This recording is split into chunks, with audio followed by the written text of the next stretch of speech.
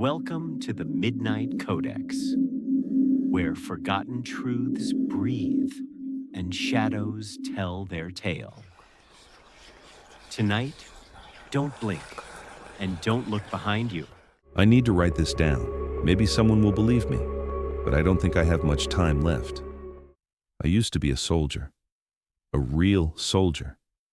But after everything that happened, I couldn't recognize myself anymore. The military life, the endless battles, and the deaths of my closest friends, all of it haunts me every night. After that final battle when blood spilled and the screams echoed through the dark, I knew I couldn't continue. Once again, I found myself returning in silence to face the man I had become, a man broken beyond repair.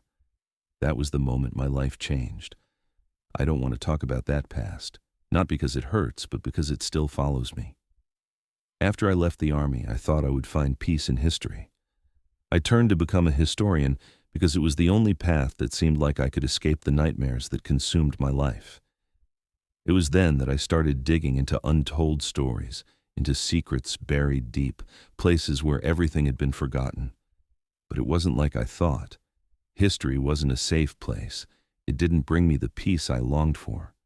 Instead, it pushed me further into the darkness of the terrible secrets that even the most powerful people tried to hide.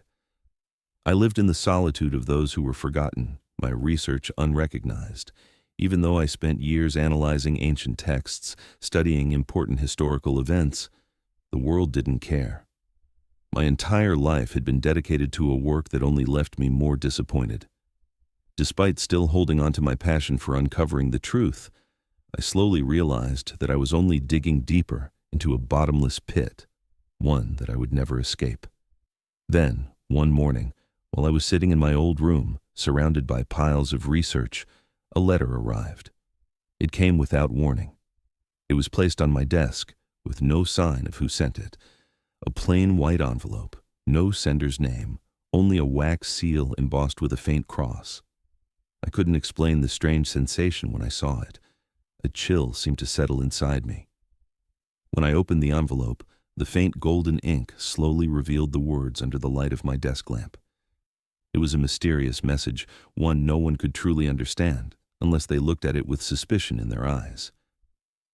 Ethan Reyes, we know of your past, your talents, and the contributions you've made, though they have not been fully recognized. We now extend an offer to you, an opportunity to participate in something far greater than anything you could have ever imagined, an opportunity that could restore your honor, grant you power, and provide wealth beyond your wildest dreams. I furrowed my brow, reading the first line again. My past. They knew about me. And then, the words that followed only drew me deeper into this strange invitation. We invite you to come to Rome, where you will be assigned to guard a section of the Vatican archives, a place so restricted that even the highest clergy avoid it. Within these walls are secrets that could change history, but they are also dangerous. You will be entrusted with protecting what even the Vatican fears. This invitation, whether it was a prank or something else, seemed like a challenge to me. But when I looked at the cross seal on the envelope, I felt an urgent pull I couldn't ignore. What was holding me back? It was an invitation from the Vatican, the most powerful institution in the world. It was an opportunity to do something I had never dared dream of. I had always wanted to find a greater secret, a truth that could change the world. But what was hidden behind these words? What could the Vatican possibly be so afraid of? And why did they choose me? A man who had failed in the military and had nothing left but books. You will be compensated handsomely. All your financial troubles, your debts, everything will be resolved. You will have a place in society, a place few have the chance to reach. But you must come and accept this task. Remember, Ethan, you are not just guarding a treasure, you are guarding a secret that no one can understand. The lure of these words, handsomely compensated, hit me like a punch to the gut, an opportunity so tempting, a chance to fix everything I had lost. I had once been a soldier, but now, what would I do to regain recognition in a world where everything was overlooked? A voice inside me urged me to take it. A voice reminded me that I couldn't refuse this opportunity. And in that moment, I made my decision. I had to go. The letter gave a time. Be at the Vatican tomorrow. You will meet Father Giovanni. Once you step inside, there is no turning back. I set the letter down and looked at the clock. I couldn't believe I was ready, but the compulsion was too strong to deny. I had accepted, and I knew I'd just opened the door to something I couldn't close. Tomorrow, I would step into the Vatican. I'm sure I'll regret this, I whispered, though I wasn't sure who I was speaking to. But I knew, once I entered, nothing would ever be the same, and my story would only begin here. I had barely crossed the threshold of the Vatican's hidden archive when I felt it, something that gripped my chest, pulling at my senses. The dimly lit corridor stretched before me, endless and oppressive, as if the walls themselves were closing in with every step I took. The air was thick with the smell of aged paper and ancient stone, the weight of centuries pressing down on me. The silence here was unlike anything I'd ever known, so deep that it felt alive, as though it was waiting, watching, listening. Father Giovanni's figure moved ahead of me, his long black robes trailing behind him like a shadow. His footsteps were quiet, deliberate, as if he belonged here, as if this place were an extension of his very being. I couldn't shake the feeling that I was an outsider, an intruder, entering a world where I had no place. This is where history lives, Father Giovanni said, his voice low but carrying, echoing slightly off the stone walls. The Vatican's archives are not for the faint of heart. What you will encounter here will challenge everything you thought you knew about the world. I nodded, but his words did little to ease the unease gnawing at me. This wasn't just a place of knowledge, it was a prison for secrets, and I was about to become its keeper. He led me deeper into the labyrinth, the shelves filled with ancient manuscripts, looming like sentinels in the dim light. The pages inside these books hadn't felt the touch of human hands for centuries, their contents likely forgotten, hidden from the world for reasons no one dared speak of. Yet I could not help but feel an overwhelming pull to these texts, a sense that they contained truths beyond my understanding. Finally, we stopped before a wooden desk, cluttered with old papers and manuscripts. Father Giovanni turned to face me, his eyes dark and unreadable, though his voice remained calm. "These are the rules," he said, his tone carrying an unsettling weight. "You must follow them. The archive is not a place for curiosity. The knowledge here is dangerous, and those who have violated these rules have disappeared without a trace." I took the parchment he handed me, the edges frayed and brittle, the ink faded but still legible. The rules were simple at first glance, yet the more I read, the more I felt the weight of their meaning. Rule 1. Never enter the inner sanctum after dark. Rule 2. If the lights flicker, immediately leave the room. Rule 3. Do not touch any relic or manuscript without permission. Rule 4. If you hear whispering, do not respond. Rule 5. Never, under any circumstances, try to open the sealed vault. I stood there, staring at the parchment, trying to make sense of what I had just read. Never enter the inner sanctum after dark. That was a given, wasn't it? But if the lights flicker, immediately leave the room? Why? And whispering. My mind raced to fill in the gaps, but I couldn't shake the unease that these rules weren't just about keeping order. They were about protection. Protection from what? Father Giovanni seemed to sense my confusion.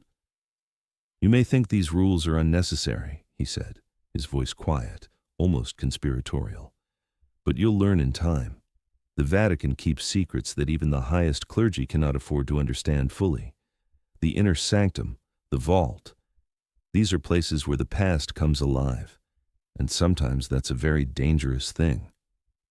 I nodded, trying to dismiss the growing sense of dread that began to creep into my mind. The words felt like a warning, but I wasn't sure of what. A place where the past comes alive? What could that possibly mean? He turned and walked away, leaving me to stand in the quiet, suffocating stillness of the archive. The rules in my hand felt heavier now, as though they were no longer just instructions, but a binding contract, one I would regret breaking. But I was here to do a job. I had made a commitment, and I would not let fear cloud my judgment. The hours passed slowly as I began my work, moving through the rows of ancient texts, following the rules as best I could. Yet, the more I tried to ignore the growing unease, the stronger it became. The stillness of the place was suffocating, the silence so profound, it felt unnatural. Every creak of the old wood beneath my feet seemed amplified, echoing down the endless corridors. I had just begun to organize a stack of dusty manuscripts when the first strange occurrence happened. The lights overhead flickered, a quick, sharp stutter, like the heartbeat of the archive itself. My heart skipped a beat. Rule 2. If the lights flicker, immediately leave the room. I froze, staring at the ceiling. I could feel my pulse pounding in my ears, my breath catching in my throat. I'd only been here for a few hours, but the atmosphere, the sheer weight of this place, made every movement feel calculated, every sound amplified. I had to follow the rule. I had to. But something held me there. The flicker stopped, and everything returned to normal, the light steady once again. Maybe it was nothing, I thought, just a malfunction in the old wiring. But as I resumed my work, I couldn't shake the sense that something else was at play. Then came the whispers. At first, I thought it was my imagination, a trick of the mind after hours of solitude.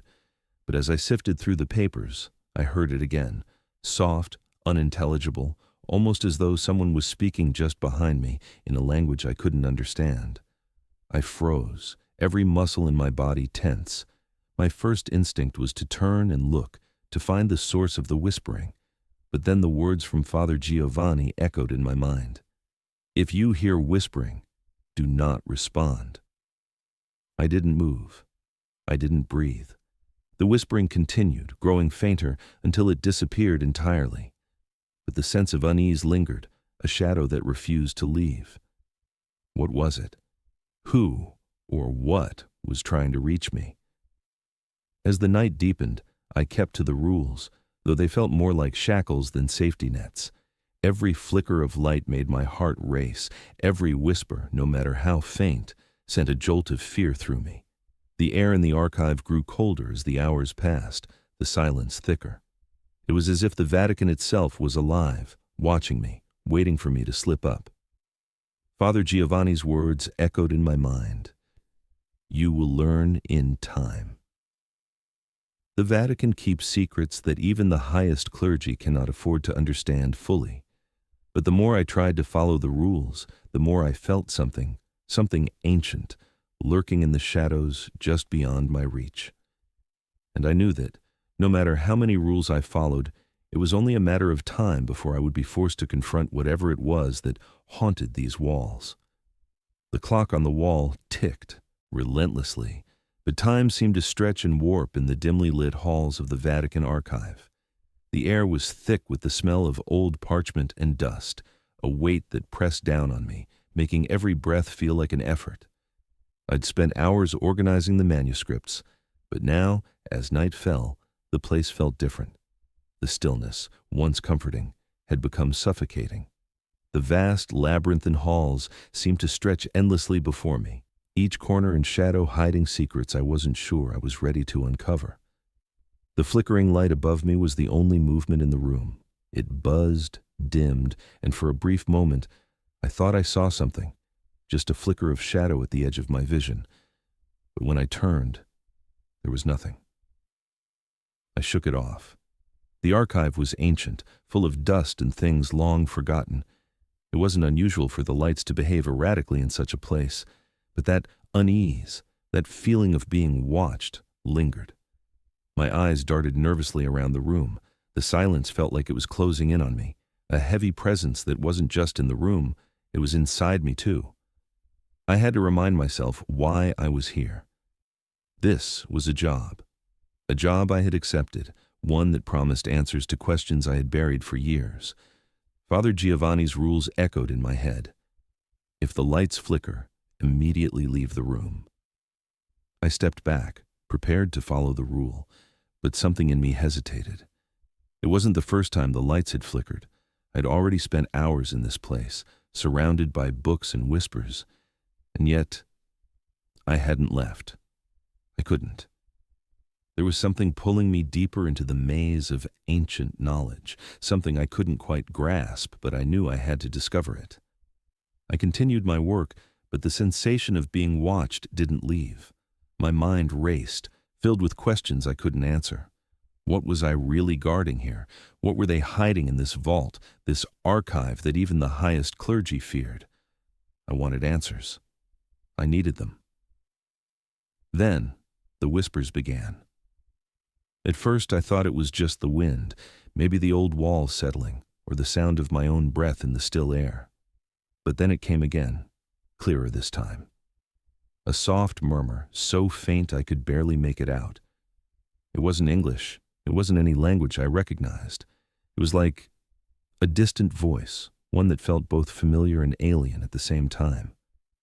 I froze. The voices seemed to rise, then fall, becoming louder, more insistent, as if calling to me. It was coming from somewhere deep within the archive, from the very heart of this vast, dark labyrinth. My heart began to race, my fingers tightened around the parchment I was holding, and a cold sweat broke out on the back of my neck. Ignore it. It's nothing, I told myself. But my feet were already moving. Against my better judgment, I walked toward the source of the whispers. Don't listen. Don't respond, I repeated in my head, but the sound of the voices, their pull, was too strong to ignore.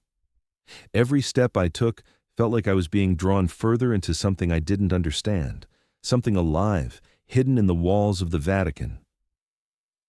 I moved deeper into the shadows, the corridor narrowing until I was swallowed by the darkness.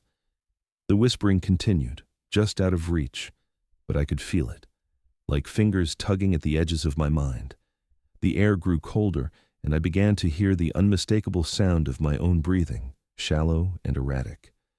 The archive had become a maze of hallways and rooms, each one darker than the last, filled with secrets I had no business uncovering. The faint flickering light overhead cast eerie shadows that seemed to twist and shift as if they were alive. Then, as I turned a corner, I saw it. A door. It wasn't much to look at, just a simple wooden door, ancient and worn, but something about it felt wrong. It was as though it had been waiting for me.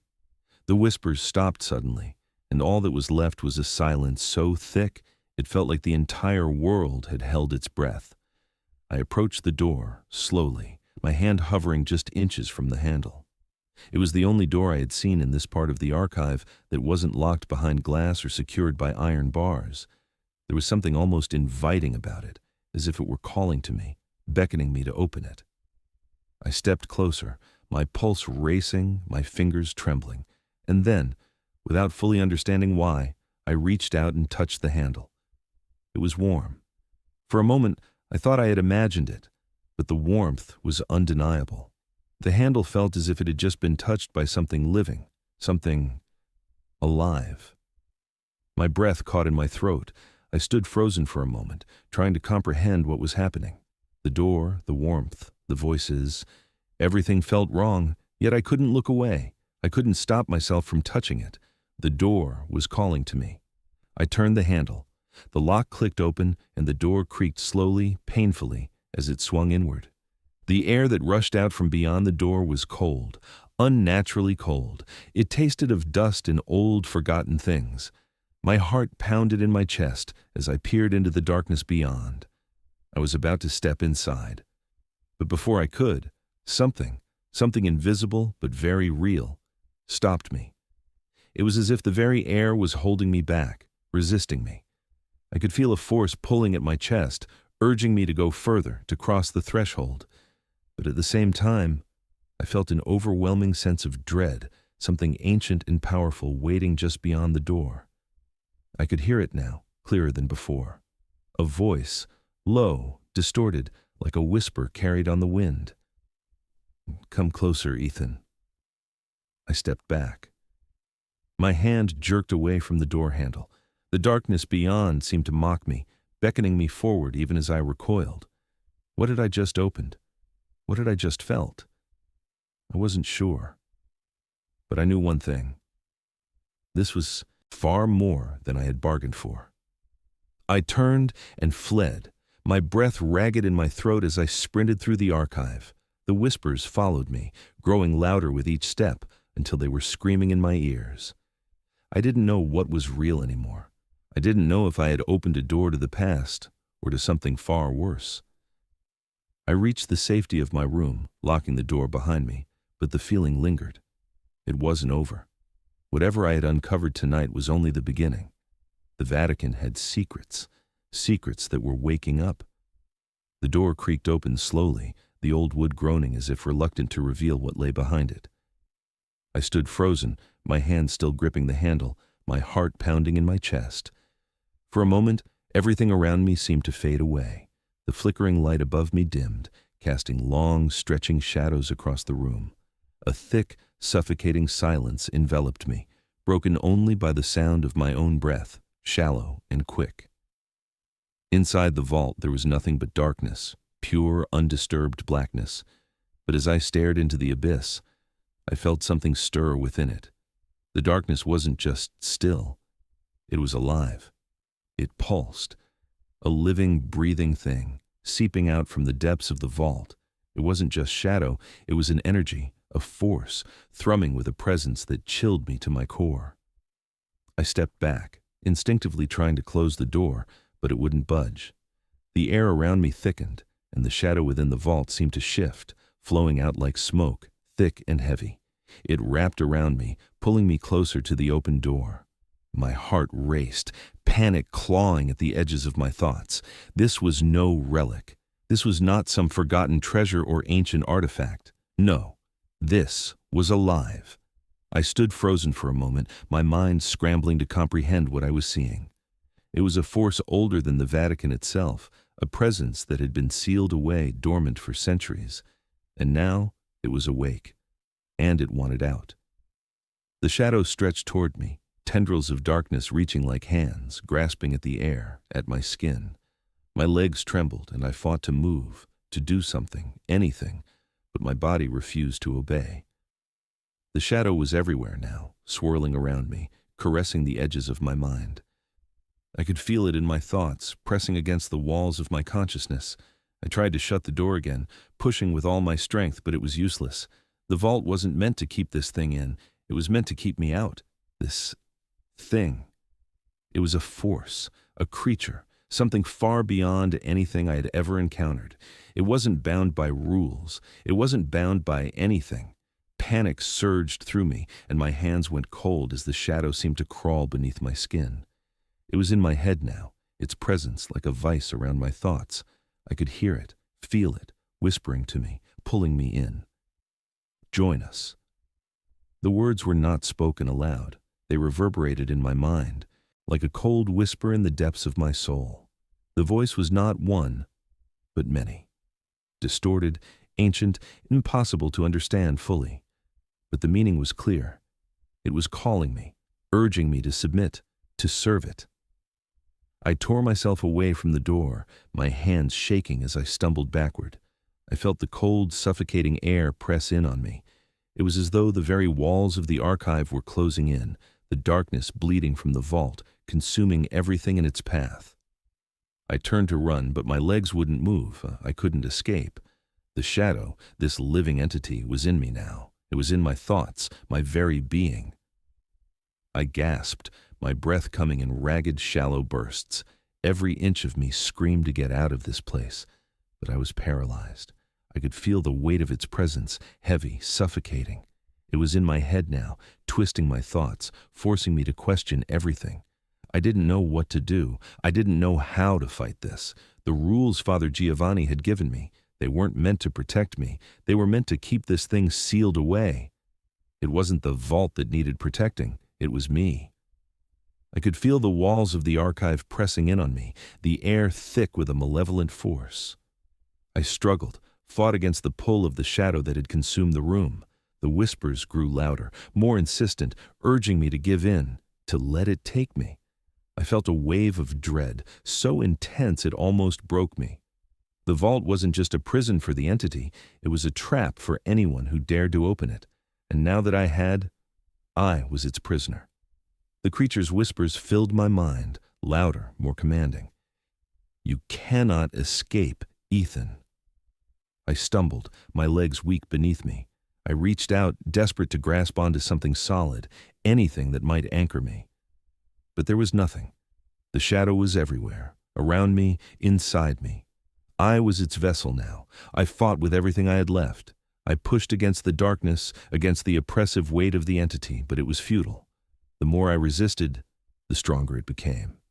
It wrapped around my mind like a vice, drowning me in its presence. I could feel its cold fingers curling through my thoughts, pulling at the very fabric of my consciousness. It was then that I understood. The vault had not been meant to contain it. It had been meant to keep me out. The Vatican had built this place, not to protect itself, but to protect the world from what lay within, and I had set it free. I stumbled backward, my breath ragged, my thoughts in a whirl. The shadows surrounded me, suffocating me, until I felt like I was drowning in them. There was no way out, no way to escape what I had released. I turned and ran, as fast as my legs could carry me, the shadows trailing behind me like a living fog. Every step felt heavier than the last. The deeper I ran into the labyrinth of the archives, the stronger the pull became. I could feel it in my mind, in my soul. The entity was not just after my body. It was after my will. It wanted to control me.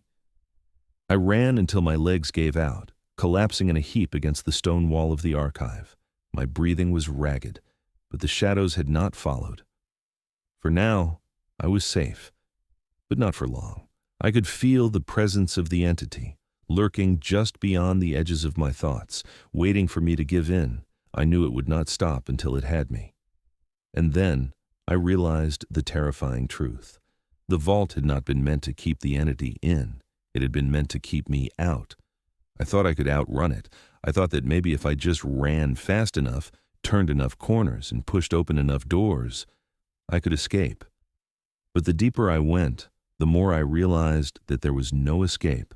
The labyrinth, the archive, it was alive.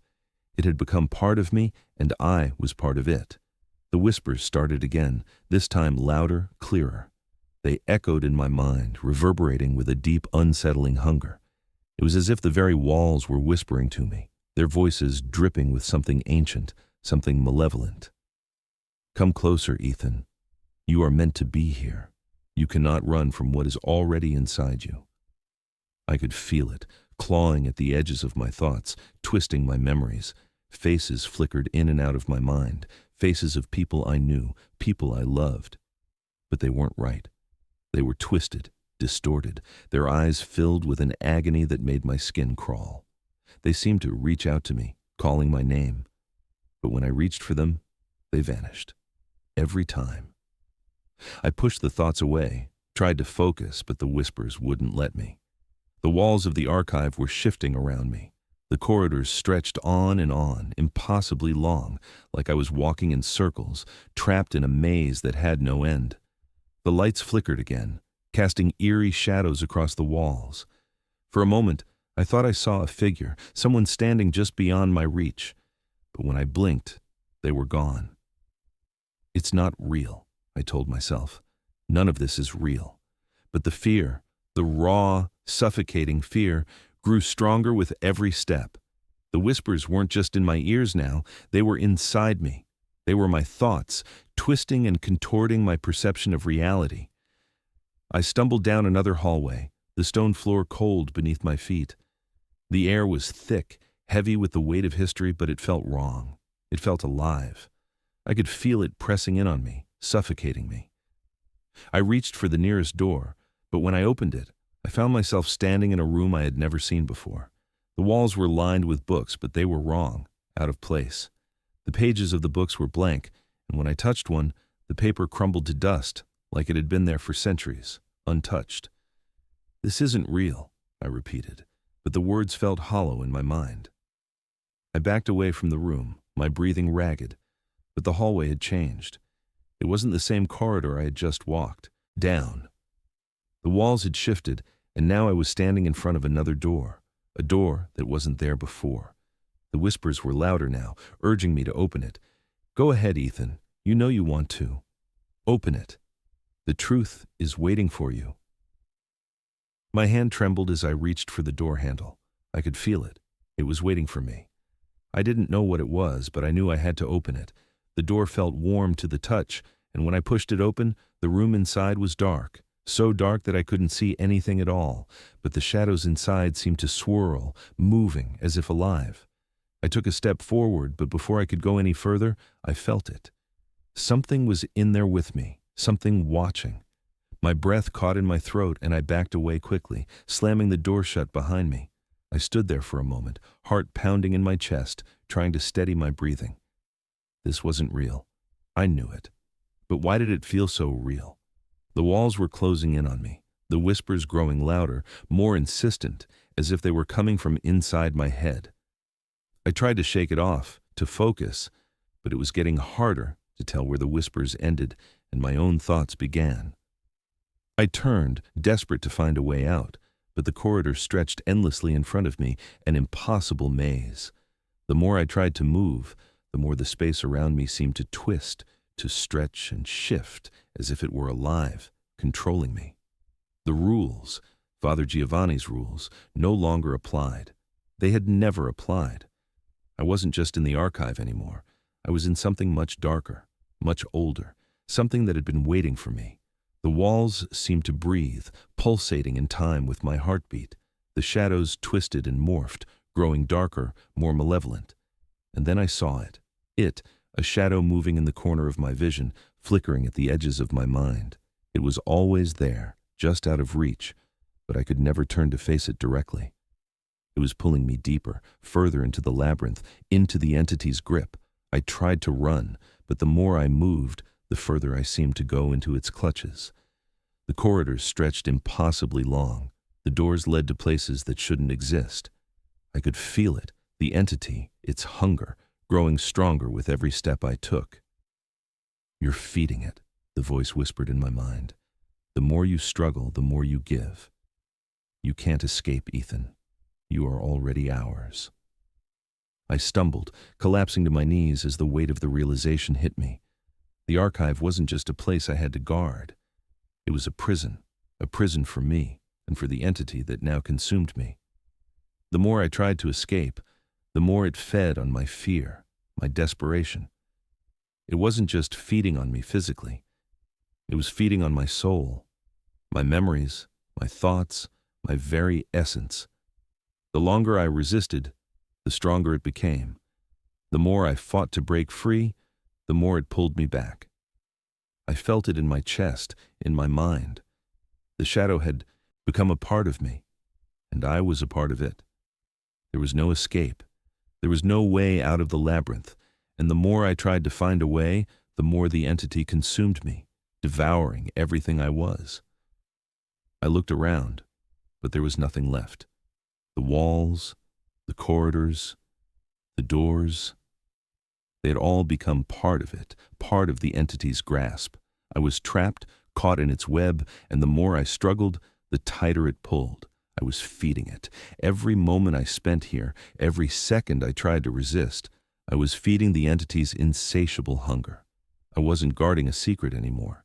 I was part of the secret. I had become the key to its release. The first light of dawn began to filter through the cracks in the walls, but the labyrinth I was trapped in seemed to grow darker with every passing second. The walls, once solid and unmoving, now seemed to breathe, shifting in time with the thundering of my heart. The air was thick, like I was breathing through a wet cloth, and each step I took only pulled me deeper into its grip. I had been running, searching for an escape that no longer existed. Every corridor I turned down, every door I opened, only led me further into this impossible maze, a maze that felt like it was built to keep me inside. I felt like the very space around me was trying to swallow me whole. The entity, the thing I had unleashed, had woven itself into the fabric of the labyrinth. It was no longer just a presence in the shadows. It was a force, controlling everything, my thoughts, my body, the walls, the air. It was all a part of its manipulation. The rules no longer applied. Father Giovanni's warnings had been mere whispers in a storm. Nothing was real anymore. The walls twisted, the light flickered, and the doorways seemed to melt into one another like a nightmare that refused to end. "You cannot escape," the voice whispered, a cold, seductive hiss that filled my head. It was both in me and around me, pulling at my thoughts like fingers through threads. I wanted to scream. I wanted to run. But there was nowhere to run to. I had only one choice left: stay and be consumed by this entity, or fight back, knowing that doing so might only make things worse. I had come this far, and now I stood at the precipice. The vault, the one I had opened, the one that held this ancient force, was waiting. But could I destroy it? Could I shatter the vault, knowing that releasing the entity into the world would only bring chaos and destruction? The weight of that decision crushed me. The truth was too awful to bear. And yet, here I was, standing at the threshold of my own undoing. I closed my eyes, taking in a shaky breath. The path forward was clear, but the cost was unbearable. What was I really fighting for? The entity's voice grew louder, more insistent, as though it knew the battle was nearing its end. "You are nothing, Ethan. You always have been. A fleeting moment in time. You are simply a means to an end. You think you can stop me?" Its voice echoed in my mind, mocking me. "You are already mine." I could feel its cold presence inside me now, creeping along the edges of my thoughts, rewriting everything I had ever believed. The whispers had become commands. The pull to obey it, to let it consume me, was almost too strong to fight. It had already twisted my memories, had already made me see things that weren't there. I could no longer tell what was real and what was its manipulation. It was as if my very existence was being erased and replaced by its will. But something deep inside me, something I thought I had lost, fought back. No, I thought. I'm not going to let it win. I won't be its servant. I won't let it take control. I felt my resolve harden, but the entity was relentless. It always had been. The more I resisted, the stronger it became. It was everywhere now, not just in the walls, but in my mind. It wasn't just feeding on my fear. It was feeding on my soul. The shadows in the labyrinth seemed to close in around me, tightening with each passing moment. I had to make the choice. Either destroy the vault, break the seal that had kept it contained for centuries, or let it consume me, becoming just another of its servants, another lost soul in its eternal hunger. I staggered forward, toward the heart of the labyrinth, toward the final choice. My hands shook, my breath ragged as the whispers seemed to grow louder, more urgent. They were almost pleading now. "Destroy me, Ethan, or join me. The choice is yours." I stopped in front of the vault, my heart pounding in my chest. The door was cracked open, and I could feel the entity swirling just beyond it. The air around me felt charged, alive with its presence. I reached out, my fingers brushing the cold, ancient metal. The vault was alive with power. I could feel it pulsing like a heartbeat, as if it were waiting for me to make a decision. But then, the whispers stopped. The labyrinth fell silent. I was alone with my thoughts, alone with the weight of the choice that lay before me. Destroy it, or let it consume me. I looked down at my hands, trembling, the guilt of my actions pressing down on me like a physical weight. I'd set this in motion. I'd opened the vault. And now, I had to decide how to end it. The moment felt like an eternity. I felt a sudden rush of clarity, a single moment of absolute realization. The entity wasn't just a physical force. It wasn't just a creature to be contained or destroyed. It was an idea, a force that fed on the very knowledge it had been denied. It had fed on the Vatican's secrets for centuries. And now, it was feeding on me. I wasn't just guarding the vault anymore. I was feeding it.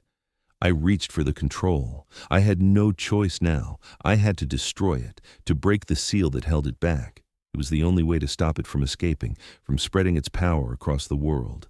I could feel its presence like a weight pressing down on my chest, trying to stop me. It whispered in my mind, urging me to give in, to let it take control. But I couldn't. I wouldn't. I pressed the button. I opened the vault. The walls of the labyrinth began to shake, the air crackling with energy. The ground beneath me trembled, and the shadows in the corners of the room twisted, distorted by the entity's power. I could feel its rage, its hunger. But this time, I didn't back down. I wouldn't. As the vault doors fully opened, the shadow surged forward, flooding the room like a tidal wave. It wrapped around me, pulling at my mind, at my soul, trying to consume me. The whispers turned into screams, desperate and furious. But even as it wrapped around me, even as it tried to break me, I fought. I resisted. "You cannot escape what you have unleashed," the entity hissed in my ear, its voice filled with rage. But I didn't care. I had already made my choice.